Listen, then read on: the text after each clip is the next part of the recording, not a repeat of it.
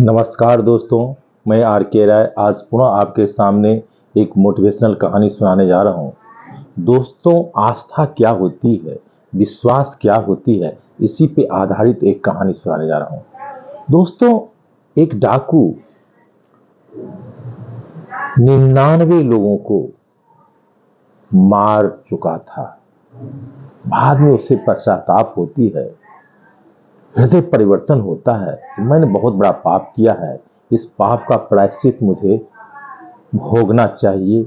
इससे कैसे छुटकारा मिले इस पाप से, इसके लिए कुछ सदकर्म, अच्छा कर्म करें जिससे मुझे इससे छुटकारा मिल जाए। वह बहुत से साधु के पास जाता है और उस साधु से विनम्र होकर के वह डाकू कहता है, महाराज, मैंने अपने जीवन में अज्ञानता के कारण बहुत नरसंहार किए हैं, बहुत लोगों को मारा है। अब मुझे आभास हो रहा है कि ये मेरी सबसे बड़ी गलती थी। मुझे यह मनुष्य जीवन मिला है, मुझे ऐसा नहीं करना चाहिए। इससे त्राण पाने का, इस पाप से मुक्ति होने का कोई मार्ग बताइए। सभी साधु ने पूछा, आपने कितने लोगों को मारा? जब ये अपनी संख्या बोलता है तो लगभग 99 लोगों को मैंने मार चुका है। साधु डर जाता है, कहता है, भाई, तेरे पाप से, इस तरह के पाप से मुक्ति का कोई रास्ता नहीं है, तुम संभल जा। हाँ, मेरे पास तो इसका कोई उपाय नहीं है। बेचारा बड़ा निराश होता है, जिसमें मेरी मुक्ति का कोई द्वार ये साधु संत लोग नहीं बता रहे हैं। निराश होते होते एक दिन वह एक नागा साधु के पास चला जाता है। उनसे भी यही प्रश्न वह रखता है। नागा साधु भी पूछता है, तुमने कितने लोगों का मर्डर किया है, कितने लोगों के मारे हो? उन्होंने कहा, 99 को महाराज तो मार चुका हूं। अरे बाप, तेरे मुक्ति का कोई रास्ता नहीं है, तुमने तो बहुत बड़ा पाप कर दिया, इतना मुक्ति होना संभव नहीं है। डाकू बड़ा असमंजस में, बड़ा मैंने उसकी मनोदशा बहुत गड़बड़ होती चली आ रही थी। उन्होंने कहा, महाराज, मेरी मुक्ति का कोई रास्ता नहीं, इतने बड़े बड़े लोगों ने नरसंहार किए हैं, उसका भी कुछ न कुछ उपाय है, और आप कहते हैं नहीं। अगर नहीं है तो जान लीजिए 100वां व्यक्ति आप ही होंगे। नागा साधु डर जाता है, कहता है, अरे ठहरो, एक उपाय बताता हूं तुम्हें। क्या? एक काला कपड़ा नागा साधु निकालता है और छोटा सा टुकड़ा लेकर के उसे कहता है, इस टुकड़ा को लेकर तुम सारे तीर्थ का, सारे अच्छी अच्छी नदियों, जो कमला, कोशी, बलान, ये यमुना, जो पवित्र नदियां सब है, सरयुग, उस सब का दर्शन करके तुम अगर आ जाते हो तो तेरे पाप से मुक्ति हो जाएगी। बड़ा खुश होता है डाकू। वो काला कपड़ा लेकर, और कहा, ये काला कपड़ा जहां पर उजला हो जाए तो समझना कि तेरी मुक्ति हो चुकी, तेरा पाप कट गया।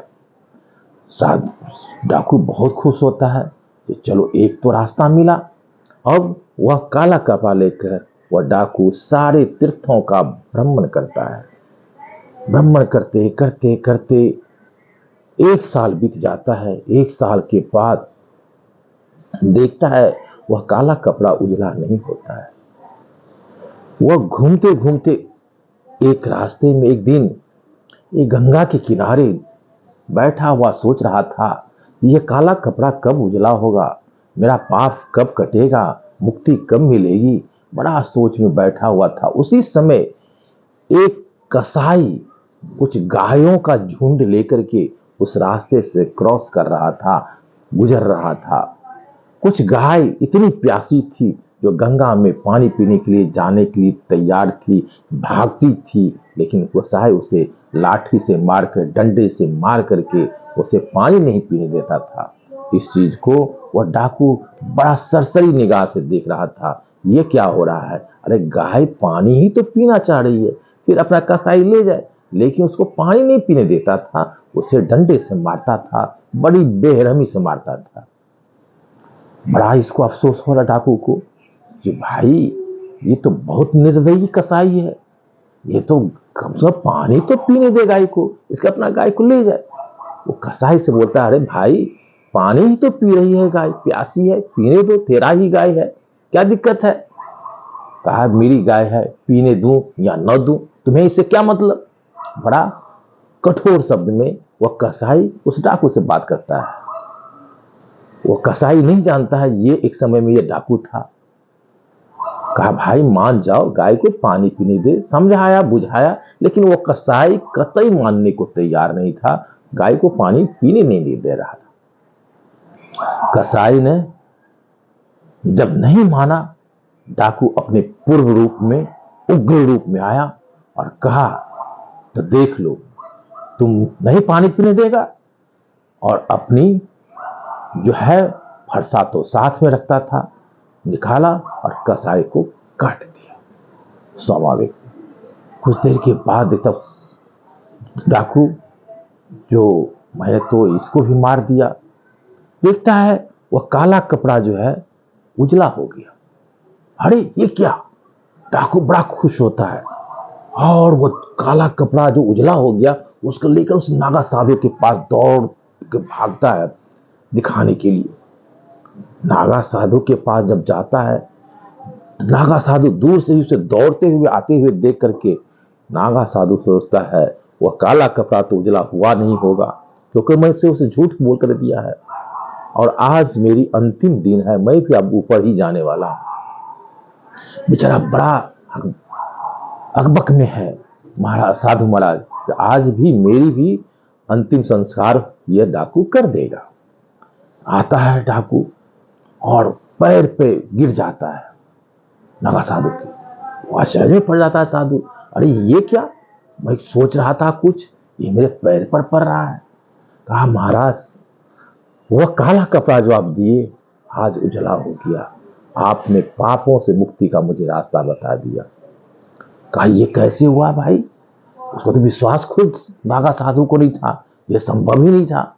जब उसने अपनी कहानी बताया तो सारे तीर्थों का भ्रमण किया और ऐसे गंगा किनारे बैठे हुए था, गाय पानी पीने जा रही थी, कसाई पीने नहीं दे रहा था और मैंने उसे भी काट दिया कसाई को, उसी समय यह काला कपड़ा उजला हो गया। दोस्तों इस कहानी का मोक्ष निष्कर्ष क्या निकलता है, उस डाकू को उस कपड़े पर उस लगता था जो मैं कर्म करने जा रहा हूं उस पर पूरा विश्वास था, पूरा समर्पण था, भगवान के प्रति पूरा समर्पण था कि मुझे पापों से किसी तरह मुक्ति मिल जाए।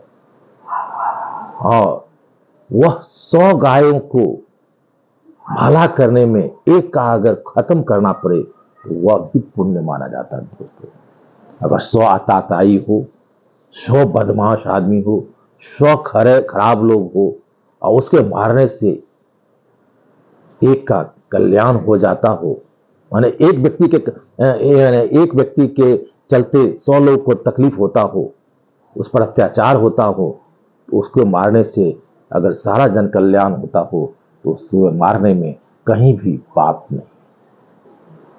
दोस्तों इसलिए इस कहानी से यही सोचना चाहिए, कोई भी काम आप जीवन में करें बड़ा विश्वास के साथ करेंगे और समर्पण के साथ करेंगे तो आपको सफलता जरूर मिलती है, आपकी मंजिलें जरूर मिलती है, आप अपने लक्ष्य को जरूर प्राप्त करते हैं। इसलिए कहा गया है विश्वासम फलदायकम। धन्यवाद।